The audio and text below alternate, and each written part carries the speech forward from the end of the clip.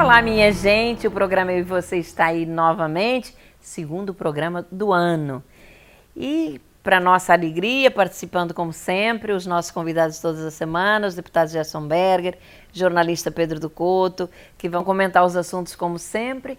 E nós hoje vamos falar rapidamente sobre a questão grave que enfrenta a saúde.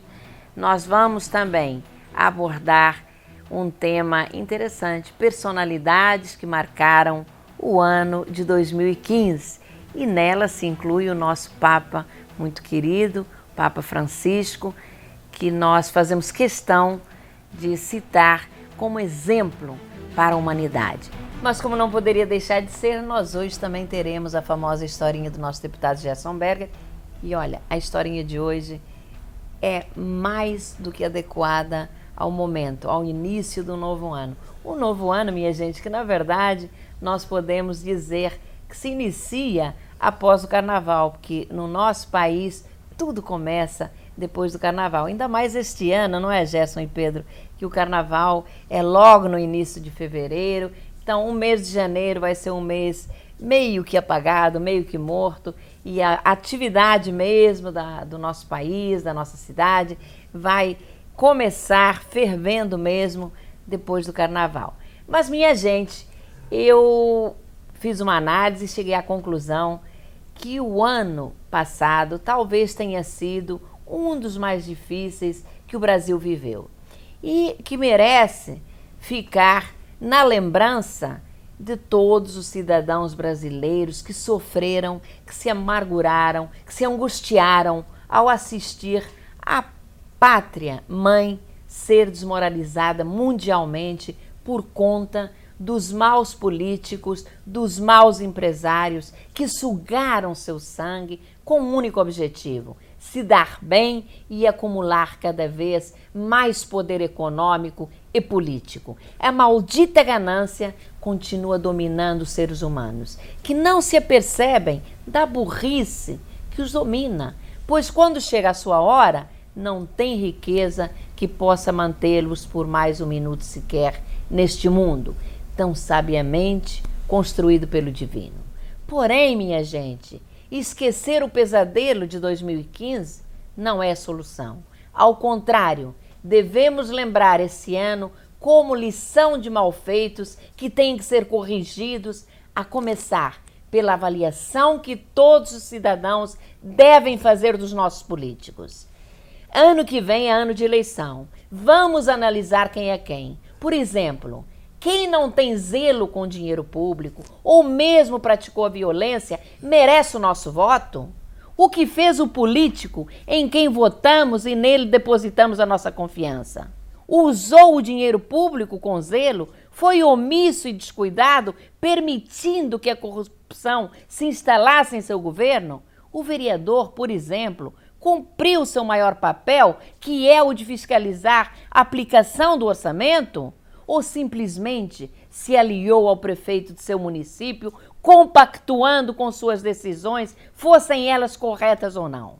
Minha gente, o acesso à informação hoje é muito fácil. Em poucos minutos podemos ter o perfil completo de boa parte das pessoas, principalmente quando se trata de pessoas públicas. Quero ouvir vocês dois, Gerson e Pedro, e saber as lições que ficaram de 2015 diante de uma avalanche de corrupção que tomou conta do nosso país e também do terror que deixou marcas profundas na história da humanidade, a começar pelos mais recentes ataques em Paris e todo o horror praticado por esse malfadado Estado Islâmico. Tereza, concordo com tudo isso que você disse, mas 2015 também merece ser considerado como um ano positivo. Afinal, quando é que vimos nesse país deputados, um senador e empresários serem presos? Além disso, e só por isso, tivemos o conforto de assistir e aplaudir a existência de um grande brasileiro, Luiz Sérgio Moro, responsável pela prisão de uma série de bandidos e, na minha opinião, merece ser eleito o brasileiro número 1, 2015. Sua atuação deixou marcas profundas no ano que se encerrou. Não tenho dúvidas. Olha, Tereza, olha, Gerson, o ano de 2015 para o Brasil foi um desastre. Bandos de ladrões assaltaram a Petrobras e deixaram no seu rastro os piores efeitos possíveis que atingiram e comprometeram todo o processo econômico nacional. O produto bruto do país caiu, a população subiu, a renda per capita diminuiu e o personagem do ano, como o Gerson citou muito bem, foi o juiz Sérgio Moro, que conseguiu botar na cadeia, pela primeira vez no Brasil, ladrões de casaca. Ladrões de casaca. Personalidades importantes que antes eram imunes a qualquer incidência penal da lei. Agora estão presos. Vamos ter esperança em que em 2016 o panorama melhore, mas o destaque permanece com o juiz Sérgio Moro. Olha, Gerson e Pedro, muito bem lembrado pelos dois, a figura de Sérgio Moro, esse juiz sensacional que deu ao Brasil uma lição à justiça, inclusive, uma lição de dignidade, uma lição de trabalho, uma lição que foi, sem dúvida, orgulho nacional em 2015. E que, acima de tudo, é motivo de orgulho para a justiça brasileira. Eu concordo com você, Gerson, quando diz que ele deveria ser eleito o grande brasileiro de 2015. Eu não tenho nenhuma dúvida em relação a isso. Mas eu chamo a atenção também para uma outra grande personalidade, o Papa Francisco, que brindou a humanidade com atitudes extraordinárias. Com seu carisma e humildade, trouxe esperança, não apenas para a comunidade católica, mas para todo mundo. Francisco foi, no ano passado, não apenas um incansável crítico contra a corrupção, mas de forma revolucionária combateu esta prática que ocorria no Banco do Vaticano ao substituir seu conselho e se recusando a conviver com desvios de dinheiro que deveria ser destinado à caridade. O Papa, com seu sorriso contagiante, com sua palavra de paz, tolerância, diálogo entre opostos, mas também muito firme no combate às guerras, justificou mais uma vez sua reeleição como personagem e líder do mundo por inúmeras e importantes organizações mundiais. Muito merecido, pois Francisco é um guerreiro com quase 80 anos. Em 2015, visitou 4 continentes, somando 11 países. Lugares, Gerson e Pedro, muitas vezes perigosos, onde se juntou a carentes, desassistidos, deficientes físicos, crianças e idosos. Na verdade, o Papa Francisco conseguiu criar uma nova imagem do representante máximo do catolicismo, ou seja, acabou com a ideia de que Papa não pecava, sendo visto sempre como um santo. É bom que se diga que até hoje, claro, o Papa é chamado de Santo Padre, mas mesmo não sendo santo, o carismático Francisco, ou Jorge Bergoglio, seu nome de batismo é, sem a menor sombra de dúvida, um extraordinário exemplo de bondade, tolerância, dignidade e belas atitudes, que são um grande exemplo para toda a humanidade. Querem acrescentar alguma coisa, Gerson e Pedro? Tereza, pouco a acrescentar. Você foi brilhante. tem uma profunda admiração pelo Papa Francisco. Ele usa com muita frequência a palavra união. Em homenagem a ele e à família, vou contar uma historinha. Vamos a ela. Um moribundo, sentindo que estava à beira da morte, mandou chamar seus 3 filhos, dando-lhes uma missão. Pediu a cada um que quebrasse um graveto. Ele havia retirado debaixo da cama. Com extrema facilidade, os 3 filhos quebraram cada um o seu graveto. Com surpresa, viram o pai retirar também, debaixo da cama, um feixe com 3 gravetos amarrados e os entregou ao filho que estava mais próximo dele, dizendo: quebre o feixe. O filho tentou, mas não conseguiu, e passou a missão para o segundo e o terceiro, que também não conseguiram quebrar o feixe. Com voz embargada, dirigiu-se aos 3 filhos e disse: entenderam o significado dessa mensagem?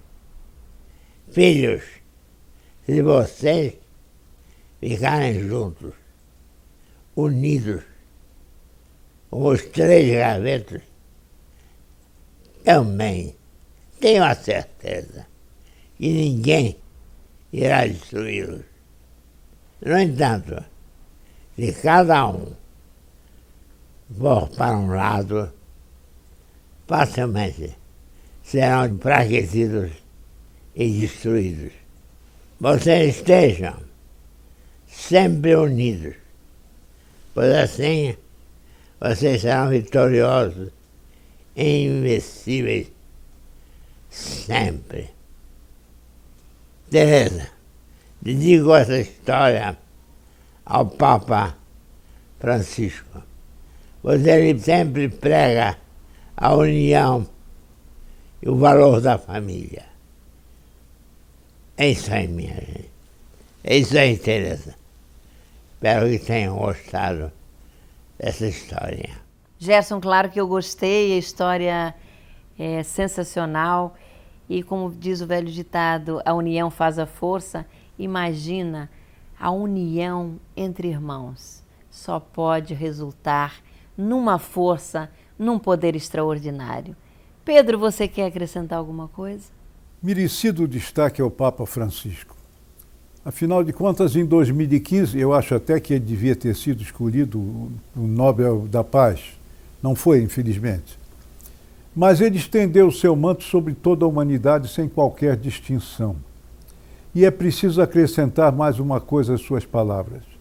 Com as posições que ele assumiu, ele reconheceu uma verdade cristã, que é a necessidade de realização do ser humano, homens e mulheres, tanto na terra quanto no céu.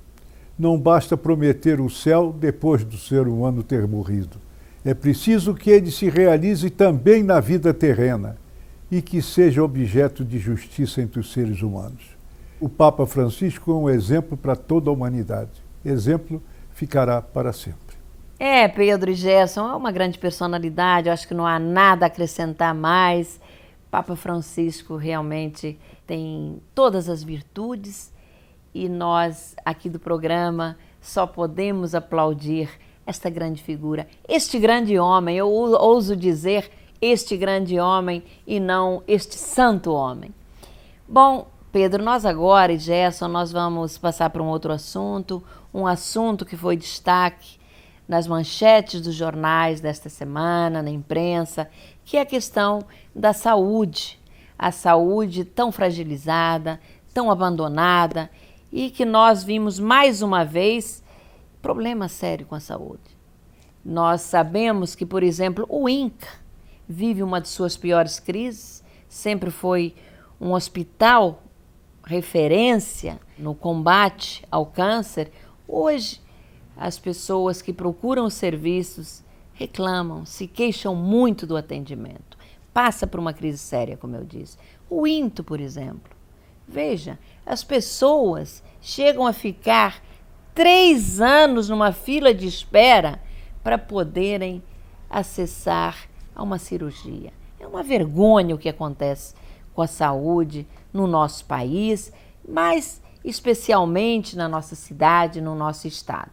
E agora vimos aí que o estado, que atravessa uma crise séria, e nós sabemos as razões, o nosso governador está aí aflito e não pode ser diferente, afinal de contas, perder 3 bilhões no seu orçamento dos royalties do petróleo, perder praticamente o mesmo valor, 2,5 bilhões, na arrecadação, em função de toda a crise, tem um peso muito sério em qualquer gestão, em qualquer administração. E se viu obrigado a passar para a prefeitura 2 grandes hospitais existentes na Zona Oeste, que são o Hospital Rocha Faria e o Albert Schweitzer. Eu estou bastante preocupada com esse controle da prefeitura sobre esses 2 hospitais. Claro que nós sabemos que em ano de eleição vale tudo, mas não houve planejamento. A saúde no município do Rio de Janeiro teve um orçamento aprovado na Câmara dos Vereadores de 4,5 bilhões e os 2 hospitais vão custar nada mais, nada menos que 500 milhões, ou seja, mais de 10% do orçamento da saúde. O que me preocupa é o que eu disse há pouco, não há planejamento nenhum, porque vejam, a prefeitura assume 2 hospitais da rede estadual, mas os seus hospitais estão tendo sérios problemas, a começar pelo Souza Aguiar, onde as pessoas chegam a ficar aproximadamente 20 horas para receberem atendimento. Então, acho que o prefeito deveria ter pensado muito bem na responsabilidade que ele está assumindo. Nós já vimos lá atrás, quando a prefeitura assumiu hospitais da rede federal, como o Hospital do Andaraí, o Hospital da Lagoa, o Hospital Geral de Jacarepaguá, que não deu certo, acabaram sendo devolvidos, se criou uma encrenca danada e agora eu tenho a preocupação que, mais uma vez, quem será penalizado é, sem dúvida, o cidadão que vive na nossa cidade. Me preocupa e espero que o prefeito olhe com muito carinho, com muito cuidado esta questão, a questão da saúde. Saúde, Gerson e Pedro, é vida e nós, infelizmente, não vimos até agora em nossos gestores uma grande preocupação com esta área. Acho que o nosso prefeito quis sair na frente, primeiro foi dizendo que doaria 100 milhões para a saúde, doaria 100 milhões? Pois é, mas é tudo um faz de conta. 100 milhões que, na verdade, lhe foram devolvidos pela Câmara dos Vereadores. A Câmara teve possivelmente uma sobra em seu orçamento de 100 milhões e devolveu para o prefeito. E agora parece que vai devolver mais 40 milhões para a reforma de alguns hospitais. Então vejam o seguinte, o prefeito não está de maneira nenhuma com dinheiro sobrando. O que ele quer é fazer uma ação política. No momento de eleição, ele resolve mostrar para a população que ele pode socorrer o Estado.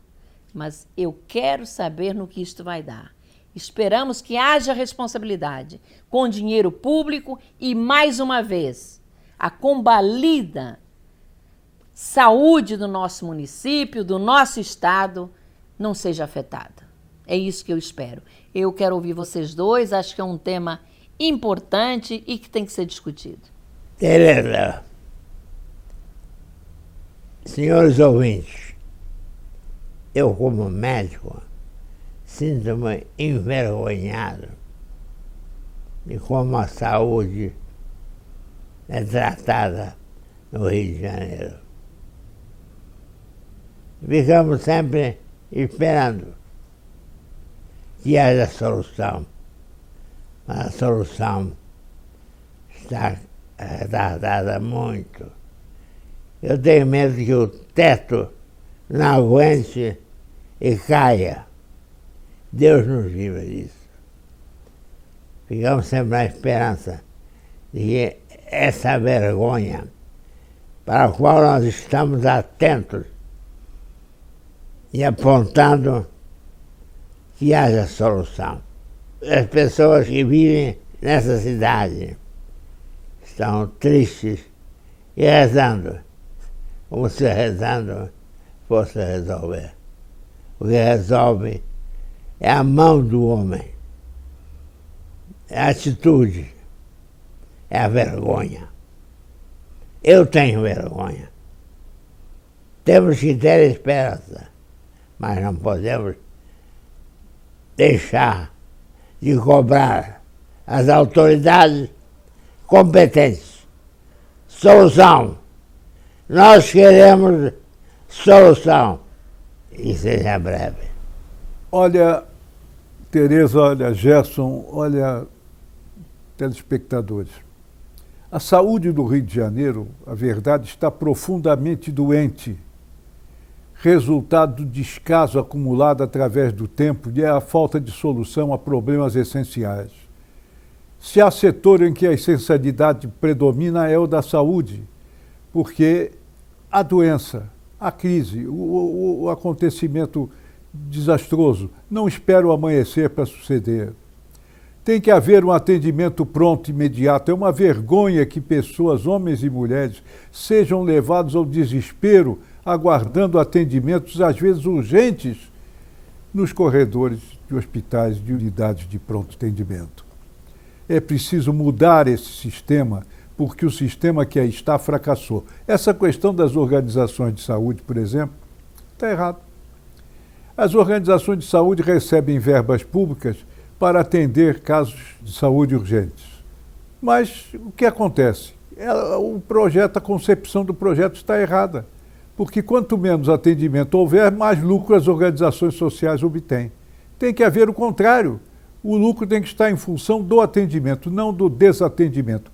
É uma calamidade o estado de saúde pública no Rio de Janeiro. Olha, Gerson e Pedro, o que mais me revoltou foi, em ano de eleição, o prefeito ir para a televisão, junto com o seu candidato a prefeito, Pedro Paulo, e ao lado do governador Pezão, dizer que o Pedro Paulo queria assumir o controle dos dois hospitais. É uma vergonha. Está mais do que na cara que o prefeito fez mesmo gerar um fato político. Tentou, nesta sua atitude de assumir os dois hospitais, reabilitar o seu candidato, que não ia bem em função dos escândalos que o envolvem. Olha, é realmente revoltante, mas tem uma outra preocupação que eu tenho, é que ao assumir esses dois hospitais, a prefeitura assuma provisoriamente, ou seja, em ano de eleição. Depois das eleições, eles vão ficar lá largados e quem paga a conta é o contribuinte e quem deixa de receber os serviços é o cidadão já tão carente de saúde no nosso Rio de Janeiro. Bom, minha gente, Gerson e Pedro, nós chegamos ao final do nosso segundo programa do ano. Obrigada pela participação dos dois. Amigo telespectador, a você o nosso carinho especial, que possamos contar com a sua audiência neste ano que se inicia. Tenha uma ótima semana, um ótimo descanso e vamos estar juntos no próximo sábado, às 11h30, aqui na CNT. Até lá!